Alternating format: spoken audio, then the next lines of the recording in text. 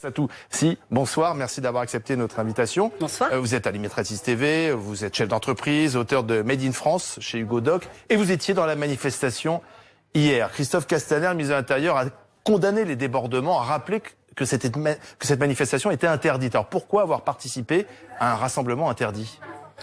Dans le monde entier, les manifestations ont eu lieu. C'est pas la première manifestation, il y a eu des manifestations il y a quelques jours sur d'autres sujets, mais ça a interpellé personne, ça a embêté personne qu'il y ait un rassemblement. Dans le monde entier, les gens ont décidé de crier stop au racisme et stop aux violences conjugales. Le préfet, monsieur Lallemand, a décidé à la dernière minute d'interdire cette manifestation. C'est lui qui a mis le feu aux poudres. Je veux dire, à un moment, on ne peut pas demander à Assa Traoré de ne pas appeler à la justice. Et si le peuple entend son appel à la justice, le peuple se rassemble.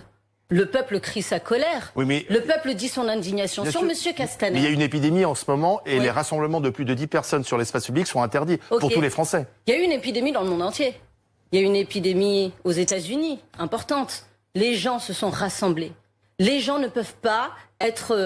On ne peut pas aujourd'hui dire, vous pouvez aller dans les restaurants, vous balader, mais vous ne pouvez pas crier stop au racisme. On ne peut pas dire ça aux gens. On l'entendra pas. Pourquoi précisément hier, en fait? Précisément hier, parce qu'hier, il y a eu un appel, effectivement, pour la justice, pour que l'affaire qui concerne Adama Traoré, qui dure depuis bien trop longtemps, pour qu'il y ait une justice, pour que justice soit rendue. Parce que ça fait écho effectivement à ce qui s'est passé aux États-Unis avec George Floyd. Parce que les gens en ont marre, hier comme avant-hier, comme aujourd'hui, nous crierons notre colère. Moi, ce que je veux dire, juste pour répondre à M. Castaner, qui s'indigne de tout et de rien. M. Castaner, ministre de l'Intérieur, tweet en ce moment sur tout et n'importe quoi. Il nous parle de démocratie. Le déni de justice, c'est de la démocratie? Le fait de ne pas entendre qu'un enfant de la nation est mort, asphyxié par les forces de l'ordre, n'est pas... Mais la démocratie... La justice suit son cours. Il y a eu des expertises, des contre-expertises. Avec des dénis de justice importants, mais dès lors que... Pour vous, forcément, Adama Traoré... est mort à cause de l'interpellation des policiers. Excusez-moi, mais M. Traoré, avant de croiser ses officiers, il marchait normalement, il allait très bien. En quittant ces policiers, il a fait une interpellation. Il y a eu une interpellation, effectivement, qui a prouvé qu'il y a eu un certain nombre de poids, de kilos sur lui, et qu'il est mort par asphyxie. C'est pas ce que disent les expertises judiciaires. Si, il y a une expertise judiciaire qui est tombée d'ailleurs hier, qui explique qu'il y a eu effectivement asphyxie. Alors ça, c'est une contre-expertise. Non, mais simplement pour que ceux qui nous regardent, parce que c'est une affaire qui date d'il y a 4 ans, il y a une contre-expertise qui a été demandée par la famille, mais qui n'est pas une contre-expertise judiciaire. La dernière officielle dédouane en quelque sorte les gendarmes. Ok, dédouane en quelque sorte les gendarmes. Il y a des expertises de médecins compétents qui ont été rendues et qui concluent effectivement à l'asphyxie. Et cela doit être entendu. Donc pour vous, Adama Traoré, c'est le George Floyd français? Il est mort exactement dans les mêmes conditions. Je suis absolument choquée de ne pas voir M. Castaner utiliser avec la même énergie son Twitter pour dénoncer le racisme, dénoncer les violences policières. Alors, je vous interromps parce que Christophe Castaner vient d'intervenir là-dessus. D'accord. Et j'aimerais, si vous plaît, rendez-moi la parole. Oui, bien sûr, mais j'aimerais que vous réagissiez, puisqu'il a dit justement que chaque sanction, chaque faute ou mot raciste dans la police sera sanctionnée.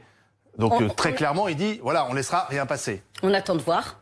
On attend de voir. Ça fait des années qu'on nous explique ça. Vous savez, on n'est pas contre la police. On est contre les violences policières. Et lorsqu'on dit qu'il n'y a pas de problème dans la police, on déshonore la fonction. Il y a des officiers de police qui font super bien leur travail. Et le fait de ne pas reconnaître que certains ne font pas bien leur travail, déshonorent leur fonction, abîment leur fonction, ce pourquoi ils se sont engagés. Et M. Castaner devrait prendre la parole. Lorsqu'il y a des bavures policières, on en a vu quand même un certain nombre, et c'est pas la première. Adama Traoré, c'est un jeune homme qui avait une famille. Cette famille, elle est indignée. Elle se bat depuis des années pour avoir une vérité. Comme la famille de George Floyd, comme le monde entier aujourd'hui réclame justice. S'il n'y a pas de justice, il n'y aura pas de paix. C'est plus un slogan. Et si la normalité, ce sont les violences policières, la normalité deviendra ce type de rassemblement. Eh bien, c'est que lorsque les forces de l'ordre ont essuyé les premiers jets de projectiles, ils ont répondu massivement en utilisant comme d'habitude, à la dispersion des gaz lacrymogènes. Et ensuite, on a vu ces images terribles avec ces brasiers allumés juste sous le périphérique parisien avec cette fumée noire et ces manifestants qui sont allés aussi sur le périphérique parisien pour le bloquer. Alors j'ai pas vu la même chose. On se rejoint sur certains points. Moi, j'étais dans une manifestation très pacifiste où il y a des jeunes qui chantaient la Marseillaise. Je vous l'ai filmé, je vous ai envoyé les images. Et j'ai vu poster sur le toit du tribunal, effectivement, des officiers de police qui se sont mis à certains moments où la foule était très calme à tirer du gaz lacrymogène. Sans raison ? Sans aucune raison, ou en tout cas, nous, de là où on était, je peux pas faire office voilà, de là où nous étions, nous avons reçu du gaz lacrymogène, alors même qu'il y avait un calme absolu. Les gens avaient été au sol, genoux à terre, en train de chanter la Marseillaise.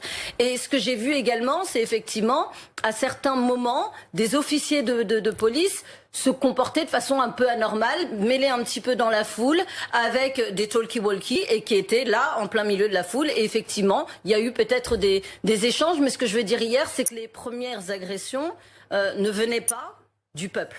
Les premières agressions, et j'ai d'ailleurs fait une story à ce sujet-là, venaient effectivement de ces tirs qui provenaient d'en haut. Et il y a eu un mouvement effectivement vers le périphérique parce que beaucoup de jeunes, et vous dites des très jeunes qui étaient là, ont paniqué. Et quand ils ont cherché à sortir, on était complètement entourés de gaz lacrymogène et se sont donc dirigés vers la seule sortie qui s'offrait à eux, qui à un moment était le périphérique. Effectivement. Donc ça, moi je l'ai vu, mais j'ai pas constaté que les forces de l'ordre étaient intervenues que quand c'était absolument nécessaire. Une question, selon vous, est-ce que la police française est raciste ? Il y a du racisme dans la police française, c'est évident. Le nier est une erreur. Vous-même, vous en avez été victime déjà ? Alors moi j'en ai été victime dans la société française, j'en ai été victime sur les plateaux de télévision. Le racisme est devenu une normalité. Sur Twitter, sur les réseaux sociaux, on peut dire tout et n'importe quoi, on peut être raciste et l'affirmer, ça ne pose aucun problème. D'ailleurs, on a vu le président de la République s'indigner, par exemple, de l'agression d'Éric Zemmour dans les rues. Est-ce qu'il est au courant qu'un grand nombre de ses citoyens sont agressés quotidiennement et n'ont pas la faveur de recevoir un appel de 45 minutes de Monsieur Macron? Est-ce qu'ils ont conscience de ça? En fait, quand l'État quand le président qu'on a élu prend ces positions-là, c'est extrêmement grave le message qui est transmis. Quand Monsieur Castaner condamne les propos de Camélia Jordana qui est un citoyen, qui a chanté lors des attentats. Mais qui a mis en cause la police. Qui a mis en cause, non. Alors je vais reprendre exactement moi, en tout cas ce que je pense. Je suis ravie que vous me donniez la parole aujourd'hui. J'étais indignée de voir les tweets et ce mouvement qui est venu agresser Camélia Jordana. Camélia Jordana, elle parle de son sentiment. Elle dit « Je ne me sens pas en sécurité face à la police ». C'est un ressenti de citoyenne. Et on a le droit de ressentir... Elle allait plus loin, puisqu'elle disait que les gens, finalement, en banlieue, n'étaient pas étaient effrayés par la police. Se faisait massacrer, voilà. Je ne sais pas si vous avez vu les images de ce jeune homme qui a perdu l'usage de ses jambes parce qu'effectivement, à un moment, il s'est pris un coup de volant des forces de l'ordre. C'est un cas, vous ne pouvez pas dire que les gens se font massacrer en banlieue. C'est ce que vous dites. C'est la généralité qui pose problème. C'est pas un cas, d'ailleurs, vous allez peut-être nous donner des chiffres, mais c'est pas un cas, c'est qu'à un moment, le racisme est devenu tellement normal qu'il y a un certain nombre de personnes qui n'osent même plus déposer plainte. Ce que je suis en train de vous expliquer, c'est que quand Camélia Jordana... C'est pas dangereux de faire des généralités? Non, mais je fais des généralités comme vous avez tous l'habitude de le faire. Et pour une fois, en fait, on va pouvoir... Oui, non, je vous prends peut-être un peu à partie, mais je parle des médias en règle générale, font beaucoup de généralités. Quand Camélia Jordana dit qu'elle ressent cela, le ministre de l'Intérieur ne peut pas dire qu'on doit condamner ses propos parce qu'on condamne un sentiment qui est ressenti par la population. Mais il est aussi pour protéger les fonctionnaires de police qui se sentent attaqués par ce genre de propos. Mais Camélia Jordana n'a jamais dit que tous les officiers de police étaient des ordures. Ce qu'elle a dit, c'est qu'elle sentait mal devant et pas en sécurité devant les policiers, ce qui est un sentiment que beaucoup de jeunes ressentent. Ce sentiment d'impunité, est-ce qu'il existe? Est-ce qu'il est... Attendez, juste, comment on condamne un sentiment? Comment on peut déposer plainte contre un sentiment? D'accord, est-ce qu'il est vrai alors, savoir simplement si ce sentiment repose sur quelque chose de vrai? Ne pas l'entendre est condamnable. Mais vous ne pouvez pas dire que ce n'est pas une vérité. Qui décide de ce qui est vérité ou pas? Celui qui le ressent.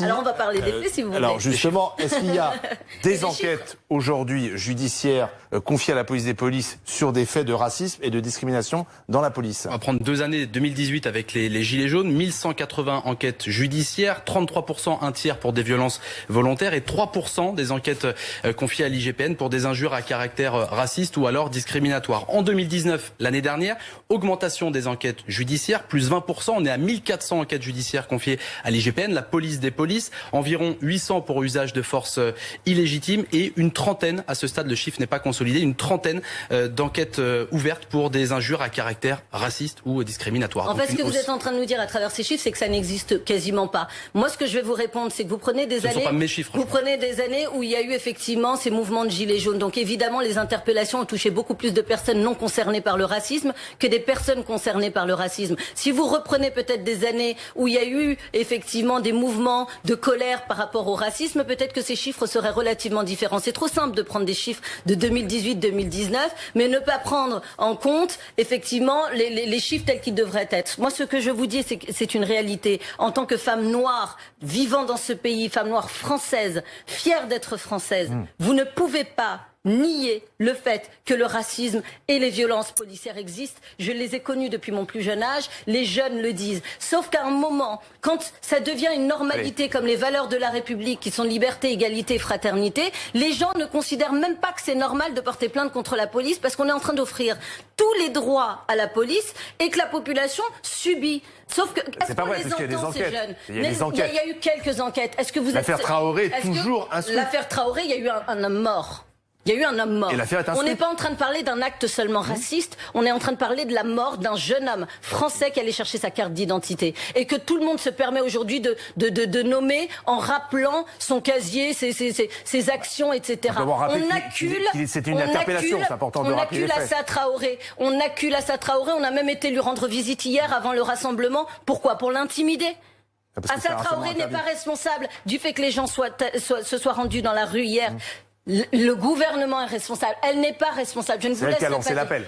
Elle a lancé un appel que nous avons relayé, que nous relayerons, qu'elle assume, que donc vous retournerez dans la rue. Que j'assume d'avoir relayé. Nous retournerons dans la rue jusqu'à ce que cesse cette violence policière et ces injures, ce racisme permanent qui est devenu légion. Mais faites en sorte notamment qu'il n'y ait pas des Éric Zemmour à l'antenne qui propagent ce racisme. Tout le monde doit parler. Non, mais qui propagent la liberté d'expression concerne tout le monde. Ça devient une propagande et qu'on laisse la parole à Éric Zemmour sur un plateau de télévision. En tout cas, il n'est pas là ce soir, Éric Zemmour. Donc que George Floyd est mort parce que c'était un délinquant. Et qui n'est pas mort sous le genou. Et qui n'est pas mort sous le genou. Non, mais j'en profite quand même pour être entendu. Mais allez lui dire directement. Aujourd'hui, c'est inadmissible. Donnez plus la parole à ces gens qui subissent le racisme, pas à ceux qui le propagent. C'est ce qu'on fait.